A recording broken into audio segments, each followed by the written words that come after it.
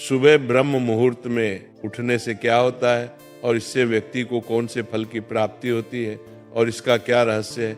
क्या आपको पता है कि महापुरुष क्यों कहते थे, जो जागत है वह पावत है, जो सोवत है वह खोत है।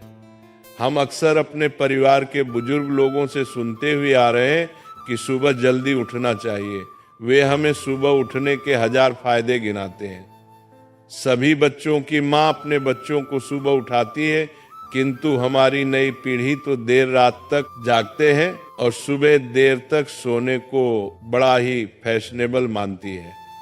दरअसल हमारे परिवार के लोग सुबह जल्दी उठने को लेकर जो भी बातें बताते हैं, उनके पीछे बहुत बड़ी आध्यात्मिक बातें छुपी हुई हैं। इतना ही नहीं, सुबह जल्दी जागने को विज्ञान भी कहता है।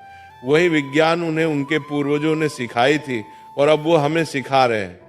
सुबह समय का जो मुहूर्त होता है उसे ब्रह्म मुहूर्त के नाम से जाना जाता है और इस समय हमारा दिमाग, प्रकृति के वातावरण और जो सुबह ब्रह्म मुहूर्त में उठता है उस व्यक्ति के साथ सब कुछ बहुत ही सकारात्मक रूप से क्रियान्वित होता है। रोज रोज सुबह के समय पर जो भी प्रार्थना या ध्यान किया जाता है उससे सकारात्मकता और सफलता मिलती है।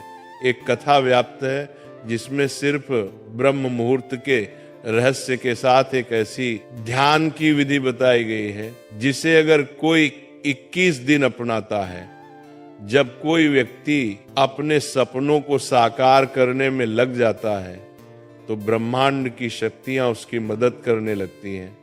इसके साथ ही वो व्यक्ति और अधिक स्थिर और बुद्धिमान बन जाता है।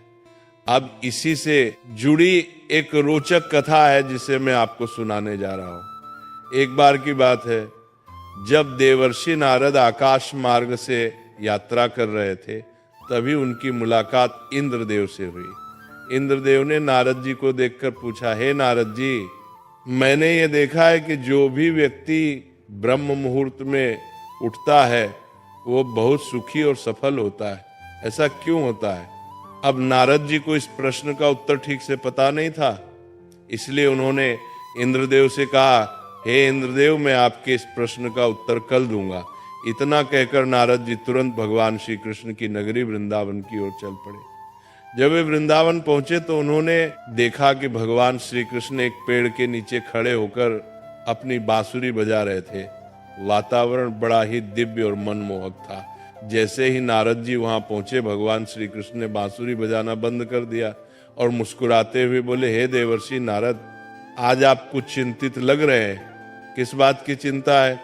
नारद जी ने हाथ जोड़कर कहा, प्रभु, आज जब मैं आकाश मार्ग से गुजर रहा था तो मेरी भेंट इंद्रदेव से हुई। उन्होंने मुझसे एक प्रश्न पूछा कि जो व्यक्ति ब्रह्म मुहूर्त में उठता है वह इतना सुखी क्यों रहता है, लेकिन मैं इसका सही उत्तर नहीं जानता था, इसलिए मैंने सोचा कि आपके पास आकर इस रहस्य को जानूं। अब आगे भगवान श्री कृष्ण नारद जी को क्या उत्तर देते हैं, ये कथा आगे बढ़ती है। तब रास्ते में मुझे देवराज इंद्र मिले। उन्होंने मुझसे पूछा कि हे देवर्षि नारद, जो लोग सुबह सुबह ब्रह्म मुहूर्त में उठते हैं वे सभी इतने खुश क्यों रहते हैं? हे प्रभु, मैं इसी प्रश्न का उत्तर जानने के लिए आपके पास आया हूं। तब भगवान श्री कृष्ण कहते हैं, हे देवर्षि नारद, वाकई में इंद्रदेव ने आपसे यह प्रश्न पूछकर समस्त मानव जाति का कल्याण किया है। कलयुग के मानव के लिए यह प्रश्न इतना महत्वपूर्ण है कि जैसे शरीर में बसी हुई उसकी जान है। हे महर्षि नारद, मैं आपको इस प्रश्न का उत्तर एक कथा के माध्यम से बताऊंगा। आप इस कथा को अंत तक जरूर सुनना और जो भी मनुष्य इस कथा को सुन लेगा वह कभी भी इस अवसर को अपने हाथ से जाने नहीं देगा।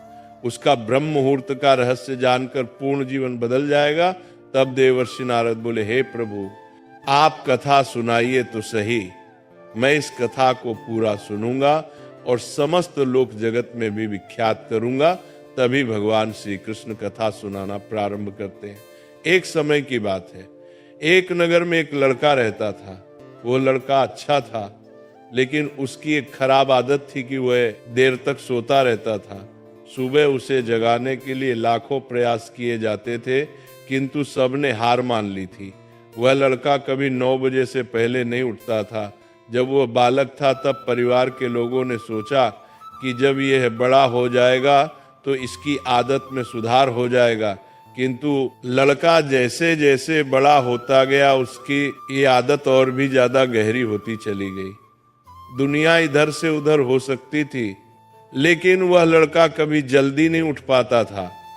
उसके पिता उसकी इस आदत से बहुत ज्यादा परेशान रहने लगे थे। उस लड़के को ढेरों नकारात्मक शक्तियों ने घेर लिया था। वह सभी को पलट कर जवाब देता था, दिन भर उदास रहता था। इसका असर उसके स्वास्थ्य पर भी पड़ती रहा था। जब उस लड़के को ये पता लगा कि उसके सारे मित्र सफलता को प्राप्त कर चुके हैं, तब वो और भी ज्यादा दुखी हो गया और ईश्वर को कोसने लगा।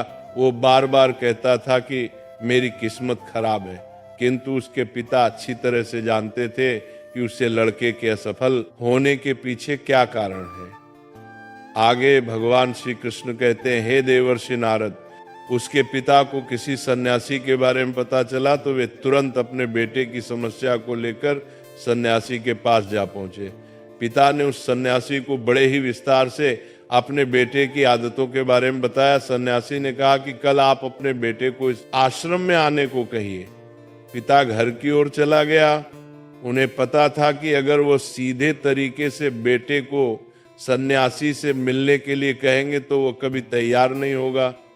उन्होंने अपने बेटे को अपने पास बुलाया और कहा, तुम्हारे सारे मित्र जीवन में सफलता प्राप्त कर चुके हैं, क्या तुम सफल नहीं होना चाहते? लड़के के पिता ने पूछा। लड़के ने तुरंत जवाब दिया, जरूर पिताजी, लेकिन जब भी मैं अपने दोस्तों से उनकी सफलता का राज पूछता हूँ तो वे मुझे कुछ भी नहीं बताते।